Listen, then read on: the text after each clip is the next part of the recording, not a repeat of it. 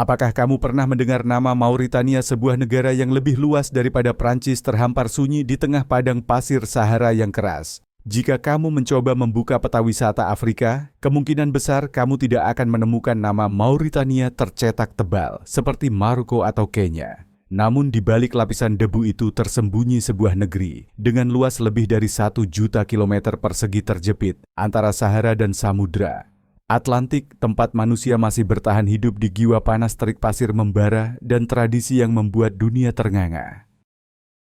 Mauritania adalah sebuah paradoks hidup negara Islam yang ketat namun tetap mengadakan pesta, merayakan perceraian. Tempat di mana perempuan semakin gemuk justru dianggap semakin menarik. Sebuah masyarakat modern, namun perbudakan masih belum sepenuhnya hilang. Dan bila kamu cukup penasaran, perjalanan menjelajahi tanah unik ini akan terbuka seperti sebuah film dokumenter yang penuh warna, kadang keras, kadang juga puitis.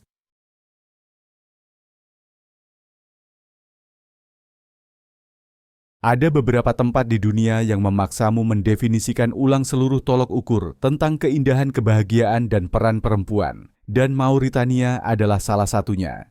Di sini seorang perempuan dengan berat 300 kg tidak dipandang rendah atau dijauhi, melainkan dimuliakan sebagai wanita tercantik. Ia memiliki 6 orang anak, bergerak dengan susah payah karena bobot tubuhnya yang besar, tetapi tetap menjadi simbol kecantikan, diburu oleh keluarga-keluarga kaya layaknya hadiah utama. Sebab di Mauritania gemuk bukan hanya indah, tetapi juga tanda kekayaan, kemakmuran, dan layak dijadikan istri.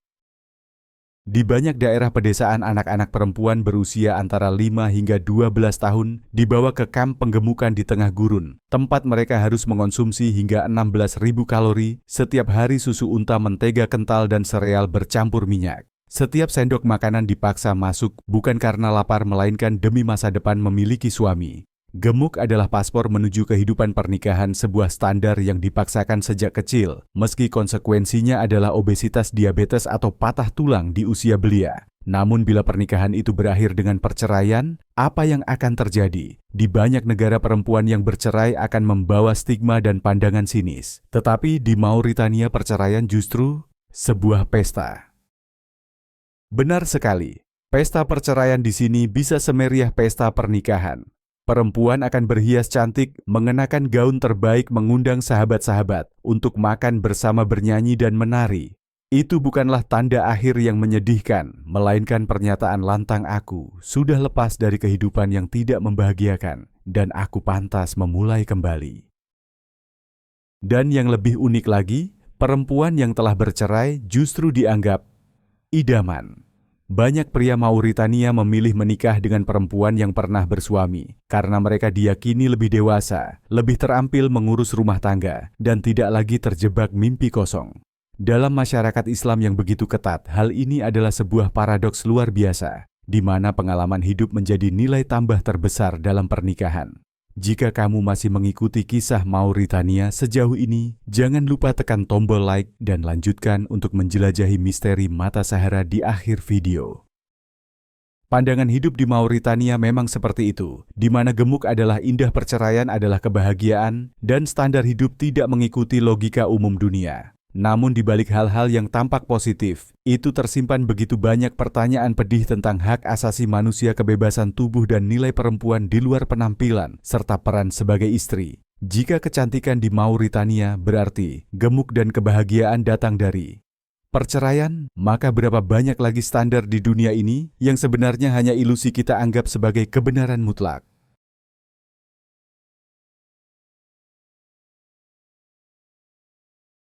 Ada beberapa negara yang membuatmu kagum karena kemajuan pesatnya. Namun ada pula tempat yang justru membuatmu terkejut karena segalanya berjalan dengan cara yang sama sekali tidak mengikuti logika apapun yang pernah kamu tahu. Mauritania termasuk dalam kelompok kedua. Di sini bahkan hal yang tampak paling sederhana, seperti membeli sebuah kartu SIM, bisa membuatmu frustasi. Meski kamu turis asing memiliki paspor lengkap dan dokumen sah, kamu tetap tidak bisa membeli SIM tanpa kartu identitas Mauritania. Dan bukan berarti orang akan menjelaskan alasan di balik aturan itu. Sesederhana jawabannya, hukum memang begitu. Tak ada ruang untuk diperdebatkan. Saat masuk ke toko kosmetik, kamu bisa saja salah mengira sebatang krim wajah sebagai sepotong sabun atau minyak tangan yang dikemas dalam botol kasar tanpa label, shampoo, parfum, bahkan lipstik. Semuanya tampil dengan gaya racikan sendiri sehingga kamu harus menebak-nebak kegunaannya. Lalu ketika menyentuh budaya berfoto, keterkejutanmu akan semakin besar. Perempuan Mauritania sama sekali tidak mau difoto, hanya dengan mengangkat kamera. Meski niatmu memotret pemandangan dan mereka kebetulan masuk bingkai, bisa membuatmu ditegur bahkan mendapat reaksi keras. Sebaliknya kaum pria justru berkebalikan, mereka senang difoto bahkan aktif bergaya mengajakmu berpose bersama seakan sedang berada di depan kamera televisi. Di sudut-sudut jalan kamu bisa menemukan makanan yang tak seorang pun menyangka bisa dimakan. Ada biji-bijian yang tampak seperti ulat kering, padahal sebenarnya adalah bumbu panggang tradisional. Atau sebuah balok hitam pekat tanpa label dijual dengan promosi sebagai minyak alami pelembut tangan. Segala sesuatu di sini serba buatan tangan, tapi kamu tak pernah benar-benar tahu terbuat dari apa. Bahkan ada hal-hal yang benar-benar membingungkan, seperti orang-orang memanggang kacang tanah dan sereal dengan pasir panas di gurun, atau menggosok gigi dengan sebatang kayu yang mereka sebut sebagai rahasia gigi putih orang Moor. Tanpa pasta gigi, tanpa sikat, hanya sepotong kayu yang dikunyah hingga seratnya lepas lalu digosokkan ke gigi. Efektif atau tidak itu masih bisa diperdebatkan, tetapi tradisinya jelas tak bisa dipungkiri. Dan tentu saja soal kebersihan. Dari pasar tradisional hingga warung makan lalat beterbangan adalah hal lumrah. Namun alih-alih panik atau jijik, para penjual tetap santai menyiapkan makanan dan pembeli pun tetap gembira menyantapnya.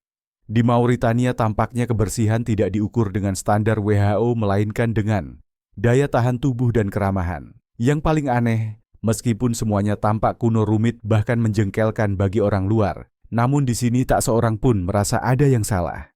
Tidak ada yang berusaha menjelaskan, juga tak ada yang merasa perlu berubah. Dan mungkin justru karena sikap tidak peduli harus sama dengan orang lain, itulah yang membuat wisatawan paling terkejut.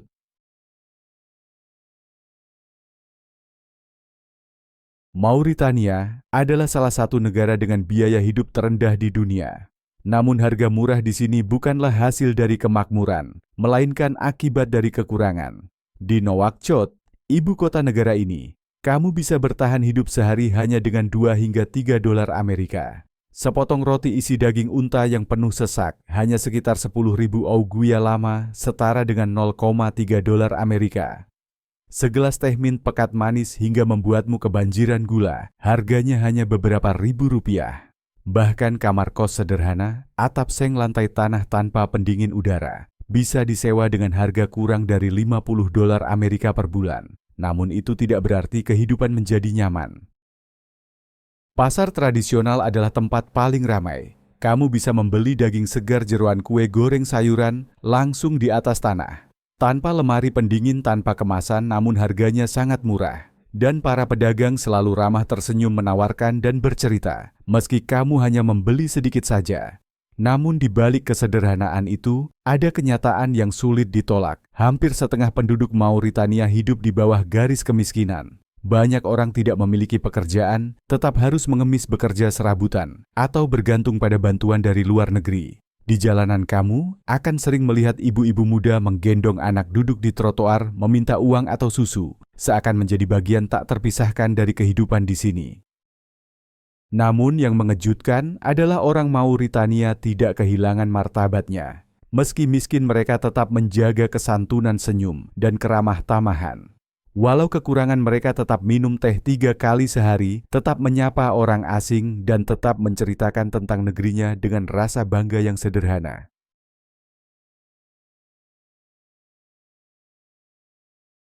Jika ada yang bertanya kepada saya, apa yang paling membekas ketika menjejakkan kaki di Mauritania, saya tidak akan menjawab panas atau pasir, melainkan makanan. Kuliner jalanan Mauritania bukan untuk jiwa yang lemah atau mereka yang terlalu ketat soal kebersihan. Segala sesuatu di sini begitu sederhana, mulai dari cara memasak hingga tempat makan. Tidak ada etalase kaca, tidak ada sarung tangan plastik, tidak ada semprotan disinfektan. Hanya ada panci besar mengepul minyak mendidih dan lalat beterbangan seperti bumbu tambahan. Kuliner Mauritania jelas bukan untuk mereka yang takut kotor atau hanya terbiasa dengan makanan yang serba mewah. Di jalan-jalan Nouakchott, kamu akan melihat panci berisi jeroan unta mengepul, hati paru-paru tenggorokan. Semua direbus hingga empuk dalam kuah merah pedas, lalu dijepit ke dalam roti dan disajikan langsung ke tangan pembeli. Lalat beterbangan kursi meja berdebu, tetapi begitu kamu menggigitnya, semua pemandangan sekitar lenyap karena rasa gurih dan lemak yang luar biasa. Orang Mauritania juga terkenal dengan cara memanggang kacang tanah menggunakan pasir panas. Mereka menuangkan segenggam besar kacang ke dalam wajan berisi pasir, mengaduknya di atas api lalu menyaringnya. Kedengarannya aneh, tetapi kacangnya menjadi renyah, gurih dan harum dengan cara yang sulit ditemukan di tempat lain. Camilan lain seperti kentang goreng, kue, kacang goreng, sate daging, semuanya dijual langsung di trotoar tanpa etalase, tanpa pendingin, tetapi selalu ramai pembeli. Namun teh mint adalah jiwa sejati kuliner di sini. Orang-orang menyeduh teh pekat, menambahkan banyak gula, lalu menuangkannya dari ketinggian agar menghasilkan busa tebal. Teh harus diminum dalam 3 putaran. Gelas pertama pahit getir, seperti kehidupan. Gelas kedua manis seperti cinta, dan gelas terakhir lembut seperti kematian. Itu bukan sekadar minuman, melainkan sebuah filosofi hidup yang diwariskan turun-temurun. Kuliner Mauritania, meskipun tampak kotor, miskin, liar dari luar, tetapi ketika dirasakan ia jujur unik dan anehnya membuat ketagihan. Inilah bumbu yang membuat wisatawan pergi namun tetap terus teringat.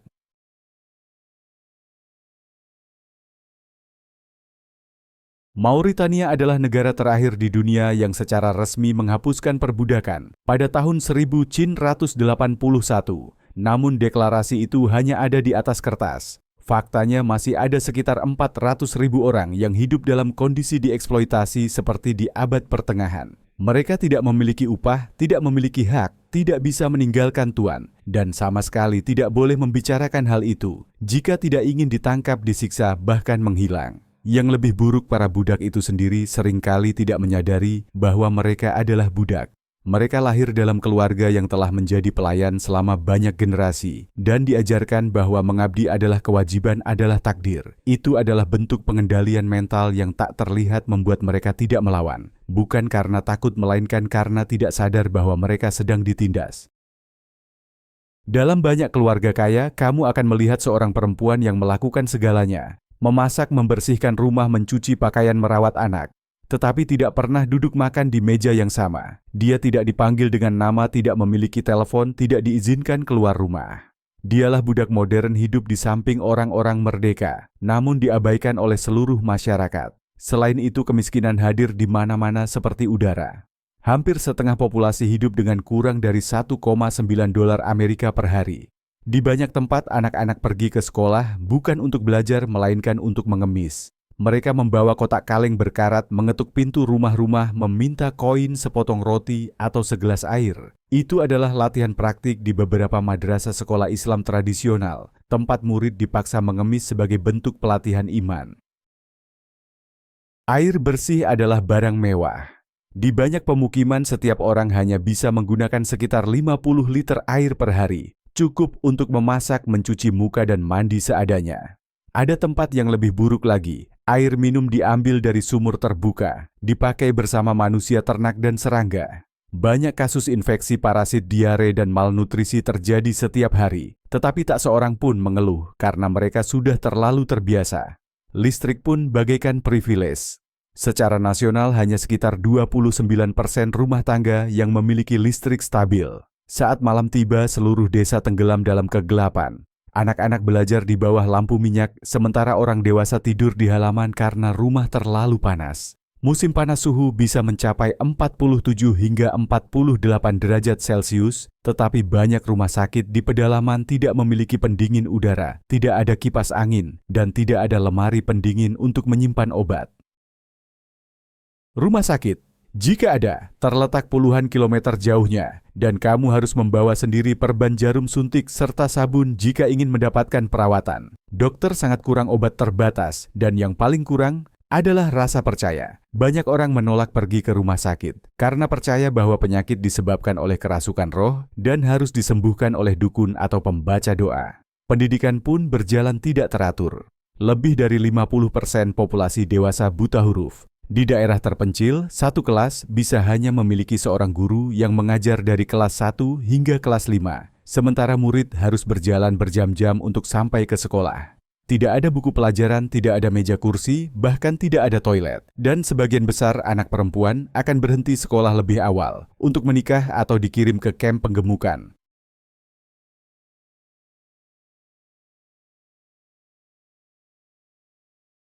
Mauritania adalah neraka pasir, dalam arti sesungguhnya lebih dari 90% wilayahnya ditelan. Sahara suhu musim panas mencapai 50 derajat. Celcius badai pasir bisa menutupi seluruh langit hanya dalam beberapa menit, mengubah siang menjadi malam gelap. Namun di antara lautan pasir tanpa batas itu terdapat pemandangan aneh yang sulit dipercaya. Di Nouadhibou, kamu akan melihat kuburan kapal hantu terbesar di dunia. Ratusan kapal berkarat menumpuk di tepi pantai, tampak seperti medan perang raksasa yang ditinggalkan. Dan di atas padang pasir gersang itu, muncul sebuah misteri yang membuat NASA pun tercengang. Richard Structure, mata Sahara, lingkaran batu raksasa, selebar hampir 40 km. Yang dari luar angkasa terlihat seperti mata biru raksasa terbuka, dikaitkan dengan legenda Atlantis. Mauritania hanya dalam jarak beberapa ratus kilometer bisa membawamu dari neraka panas membara hingga ke keajaiban yang membuat dunia terperangah. Mauritania bukan hanya negeri yang keras karena alamnya, tetapi juga sebuah masyarakat yang terikat oleh aturan agama yang ketat. Seluruh sistem hukum negara ini dibangun berdasarkan hukum syariah, kitab hukum Islam kuno yang masih berlaku utuh hingga hari ini. Alkohol dilarang mutlak. Tidak ada bar, tidak ada toko minuman keras, tidak ada bir di supermarket. Bahkan wisatawan asing jika ketahuan membawa sebotol alkohol dalam koper bisa didenda berat atau dipenjara. Hal ini mencerminkan pandangan Islam yang menganggap alkohol sebagai racun bagi jiwa, dan di Mauritania tidak ada pengecualian. Perselingkuhan dihukum secara terbuka. Jika seorang pria atau wanita tertangkap berselingkuh, mereka bisa dicambuk di pasar di depan ratusan orang. Ini bukan hanya hukuman fisik, tetapi juga penghinaan mental, menjadikan pelaku sebagai contoh peringatan bagi seluruh komunitas. Homoseksualitas dianggap sebagai kejahatan. Dalam masyarakat Islam yang sangat konservatif seperti Mauritania, hubungan sesama jenis dianggap pelanggaran berat terhadap moral agama. Dalam beberapa kasus, khususnya untuk pria, hukuman tertinggi bisa berupa hukuman mati. Karena itu komunitas LGBTQ+ di sini sering hidup dalam bayang-bayang menyembunyikan jati diri demi bertahan hidup. Pakaian dan perilaku di ruang publik juga diawasi. Perempuan Mauritania wajib mengenakan chej atau milhafa, kain panjang berwarna-warni yang dililitkan ke tubuh dan menutupi rambut. Laki-laki mengenakan daraa, jubah biru longgar yang bukan hanya untuk melindungi dari panas, tetapi juga simbol tradisi. Cara berpakaian bukan sekadar kebiasaan, melainkan kewajiban. Sebuah gerakan terlalu mesra antara pria dan wanita di depan umum bisa dianggap sebagai penghinaan terhadap agama.